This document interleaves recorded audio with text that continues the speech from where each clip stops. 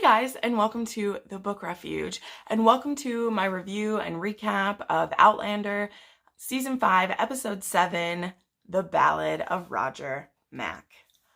Okay guys, are you okay? I'm here for you. I'm here for you. We knew this episode was coming, if you've read the book, and wow, this will be another gush. This is 2 weeks in a row that I get a gush about it, and holy smokes, this was more than I could have thought to ask for. I thought that cliffhanger was really extreme. And then the trailer for next week, they were so clever as to not tell you what happened. Like, it's funny because there's the cliffhanger and you're like, there's no music. It's dead silent. And you're like, oh my God. And then I was like, oh wow, are they just going to ruin this in the trailer? And they were smart. That's not always the case. Some shows, you get a cliffhanger like that and then the preview ruins everything for you. I'm very, very excited. I was so impressed with this episode. All the acting, the book accuracy. I'll tell you, I don't always have the book open besides me, but because the battles are stuff that I don't track battles very well when I read them. I never have, not in fantasy books, not in historical books, not in, historical fiction like this. So I wanted to follow the steps of it in the book so that I could, really make sure I knew what I was talking about for my review. So if you're new here, if this is the first recap and review of mine you stumbled across, the way we do this is I kind of go through the episode step by step, making commentary along the way, and then I talk about how it's compared with the book. Usually I end up talking about that throughout the episode because I'm a book reader. I'm a passionate book reader. I've been a book fan for 4 years now. And it's very important to me that the characters I love, the essence of them, and the story being told is done justice. And this was an episode that just was beautiful. This was really good.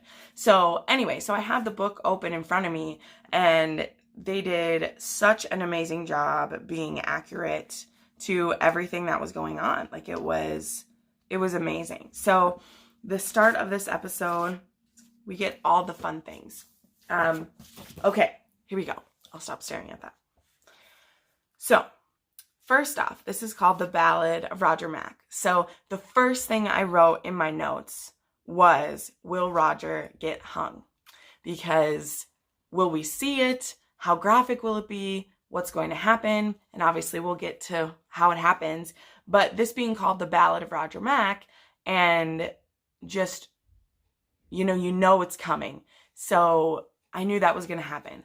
I also had a gut feeling that we were going to lose Murtagh this episode. Besides this being finally a battle where they'd be face to face, he also had that lovely, painful goodbye with Jocasta last episode. So I was like, okay, so we've wrapped up that storyline of his, and now we're going to have this. And we can't have Murtagh be around ad nauseum. Like he can't be here forever. And so I had it in my gut that like this is gonna be the one. But yeah, we'll get to that. So we start this episode with Roger singing Clementine to Jemmy. And I have a little bit of a side note to tell you about this.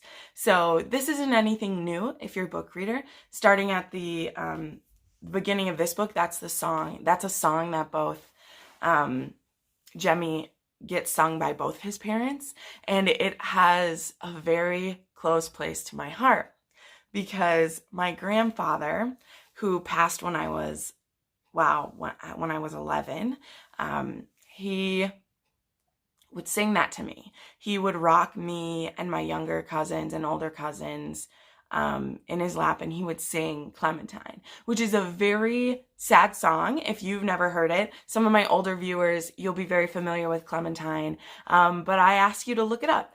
It's a song about a miner, 49er, and his daughter Clementine, and how she dies in a river, and he can't stop it. And it is very sad, but it's sung as a lullaby to a lot of children. And so hearing Roger sing that, them putting his voice on display, I had goosebumps because that song is a double-edged meaning to me. It's such a It's such a like sweet song when you hear it. And when I was reading the book, I knew exactly what that song sounded like because I hear it in my dreams sometimes, you know. And so seeing him sing that was beautiful. And so he's saying goodbye to Bree. Bree is staying in town while he goes to join Jaime's militia to fight. And now the Battle of Alamance, no one has really heard anything about it because it wasn't a full battle. It was a complete shutdown of the regulators. Now, I don't know a ton about the history of this. Something that I enjoy when I read these is, you know, I know more history about the Revolutionary War. I think most of us do. However, there's this podcast called Things You Missed in History Class, and they did an episode on the War of Regulation. And so I knew what it was about. I knew that it was a really dirty, ugly time. And, you know, I knew about this fight where everything got shut down very quickly. Then we have Jaime's 50th birthday, which is May 1st, 1771, which is 15 days before the Battle of Alamance. So they kind of like squished that together, which is totally fine. Like, that's not a big deal at all. But we have Jaime taking stock of his body, and we have a scene that is directly from the book. And it is so beautiful. And to me, it makes up a little bit for how we messed up the scene in the barn last week, where they took a scene from the book and they rushed through it, didn't give it the proper context. And so we had this, you know, to me, the scene in the barn is a beautiful scene, but when you don't have the buildup for it, it can end up a little bit messy, right? This was a case of, they said the beautiful things, and where Jaime is saying, he's saying, you know, this is a birthday that my father never had because he died at 49. And I don't know how to be a man who's older than my dad. Like, when I turned 30 and 40, I was trying to be the man that he was, and now I'm 50. And I don't know how to do that. And it's such a beautiful scene. And Claire assures him, she's like, we all feel that way. She's like, I outlived both of my parents. Like, I understand. And she's like, but it's going to be okay. It's going to be okay. And so absolutely love that scene. It ends with a beautiful love scene where she's singing him happy birthday and giving him a little bit of birthday love, which is, you know, ain't nobody mad at that when we get some sexy times, right? Ain't nobody mad at that. So then we get into the start of the battle, and we have Isaiah Morton returning, and we have Bree remembering that she does know something about the Battle of Alamance, and she ends up riding out to be there, which was good because I'd forgotten that in the trailer I saw her there with them, because at the beginning they have her not with everybody, and that's not what happens in the book. In the book, she's there with them anyway, right? So that was a little bit, you know, I'm glad that they had her end up being there, and she ends up being there to help Claire, even though that's really hard for her. But, so I'm really proud of her for that. So Bree ends up there and she says, you know, this is what I know about this battle. I know that they're going to be completely crushed. And then Jaime says, well, we need to warn Murtagh. And Claire and Brianna say, but what happens if we stop this? Will the American Revolution not happen if there isn't this horrible injustice where these people just get crushed for trying to protect themselves from the taxes? And Jaime's like, you don't know that this won't happen anyway. Like, and basically what he's saying is, like, remember Culloden, like, we changed little things. We tried to do whatever we could and it still happened. So he was like, my duty is to my countrymen to try to save them. And so Roger decides to take up the task because Jaime can't leave. He can't be seen warning the enemy. And so Jaime gives Roger a white flag and asks him to go try to get them to either flee or surrender. In the book, he tries to get them to surrender. But in this case, we have Murtagh to speak to. So we have a person we can go directly to. In the book, I believe it's someone named Herman Husband, who we don't really run into him. we haven't as of yet. And so Roger tries to warn him. Of course, it doesn't go very well. And then he's kind of just like waiting around he needs to make his way back to the other side. So we'll pause right there. I'll come back to what's about to happen, because we have Jamie lining up for the battle, and he has the absolutely beautiful lines with Claire, which again, these are right out of the book. Yes. So just almost every line out of Sam's mouth for the first half of this is exactly from the book. And I get chills when he gives me Jamie lines like that, because he just, in those moments where they have him being the James Fraser that I love, it's so perfect and just precious. And I just love it so much. So he's saying goodbye to Claire, and she's trying to put on a brave face, and she's like, but I love you. I couldn't say goodbye without saying that.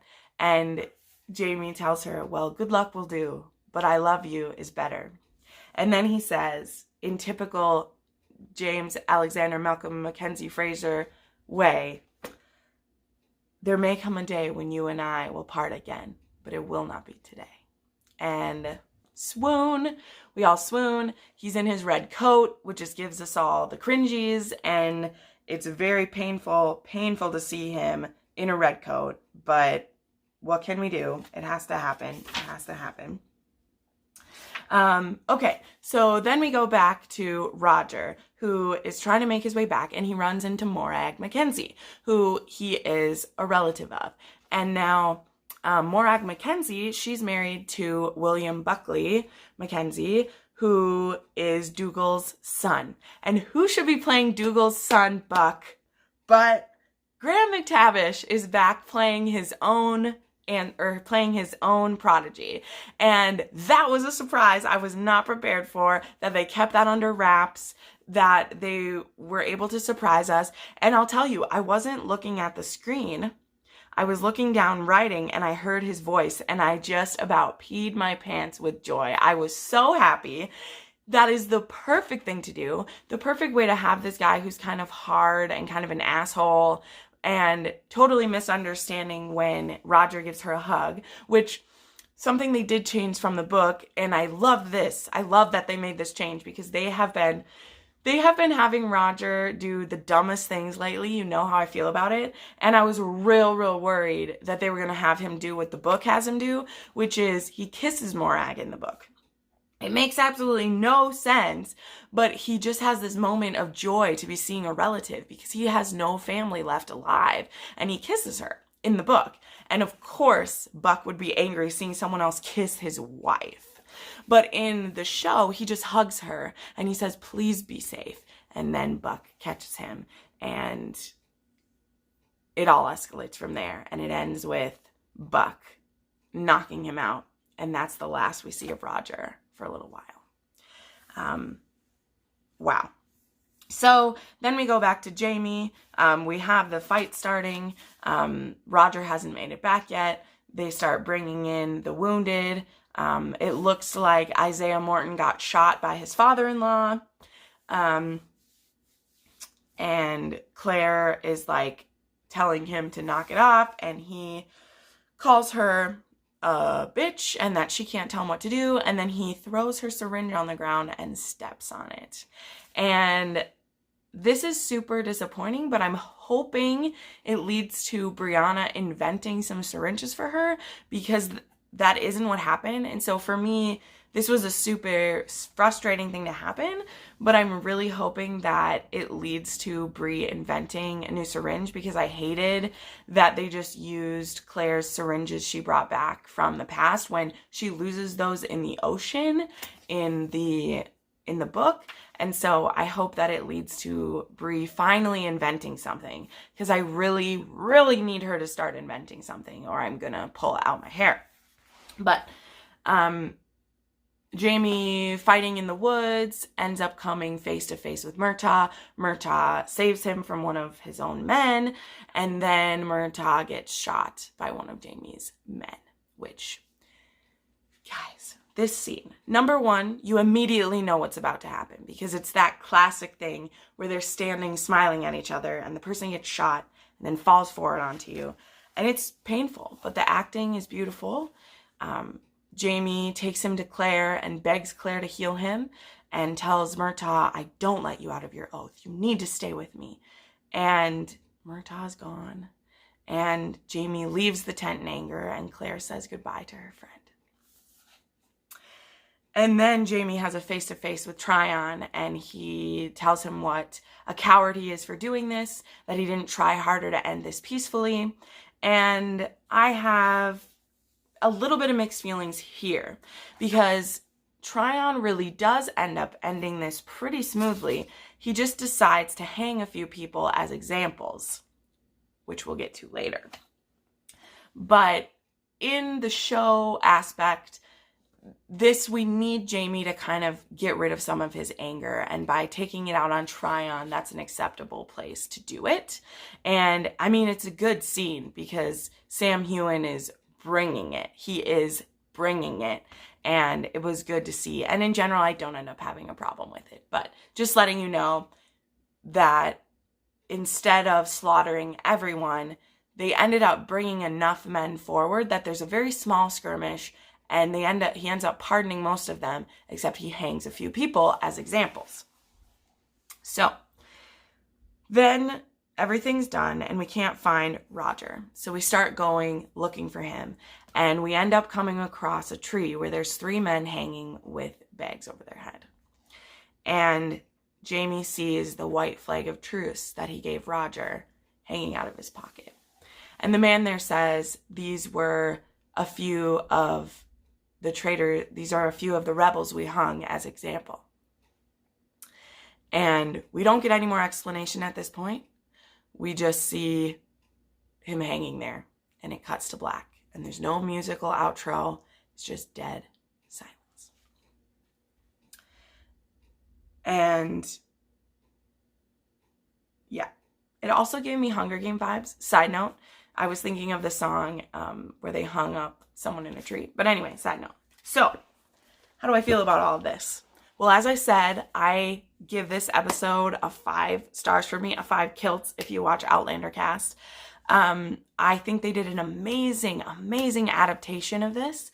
I think it was a very powerful episode. It cheered me up a few times. It did lines from the book that I adore. And it cut out some violence. So the thing I don't know, the thing we'll find out. I don't know if we will then see things from Roger's point of view for a little bit when we start the next episode. They were very clever as to not show us that he's alive. Because we're not losing Roger today, that's for sure. And they did do it. They have his hand up here. So he was able to get his hand up here. And it actually is pressing it down. And in the book, it does end up that he was hanging there for quite a long time.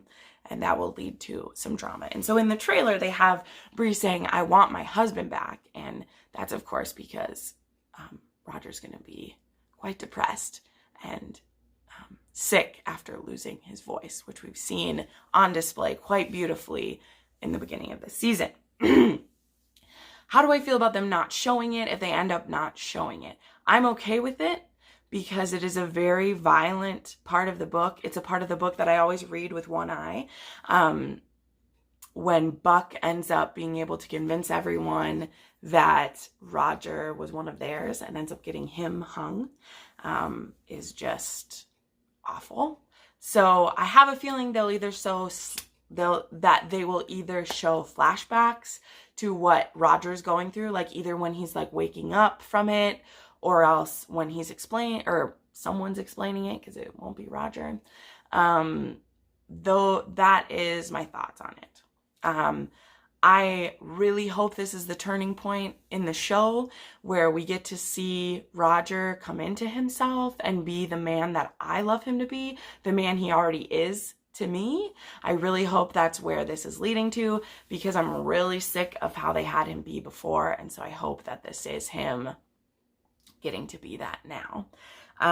Yeah, I thought this episode was amazing. I don't have too many other details to say. Like, when they do such a perfect adaptation and it's such a good part that they picked, all I can do is just be like, this is amazing. So yeah, so that's my gush for this. This was amazing. The MVP of acting has to be Sam again for me. He was amazing. I'm very excited to see some changes happen. I also hope that this is Bree's kicking the butt to, you know, get her trauma in order now that Roger will have his own trauma. And I hope that she starts inventing things, and we see that they're given the land, and in the book, that's a thing where like Roger goes out to survey the land. So we'll see what happens next. We are officially over halfway through of the series now. There's only 5 episodes to go. But I checked tonight and they have been doing well. We are past the halfway point of the book. So that makes me feel really good because most of the war stuff in this book is now done, I'm sure. And now that we have lost Murtagh as well, there's kind of a respite where there's not really anything else that happens, and it's all really meaty character stuff. We will be dealing with the bonnet things that got laid out. We'll be dealing with what happened to Roger. We'll be dealing with a few new people that I hopefully will be getting brought to the Ridge. And I'm excited for all of it because that is my favorite parts of the book. There's some drama and trauma coming for Jamie, and I'm just excited for all of it. As always, guys, I have a full playlist on my channel called Outlander where I have reviews for all of the books leading up through A Breath of Snow and Ashes. I just put up that review the other day. I have reviews for every episode this season, and every previous season I have full season reviews, so make sure you check that out. Thank you so much for watching. I put up new videos 3 to 4 times a week, and you can watch some more of them right now. Bye!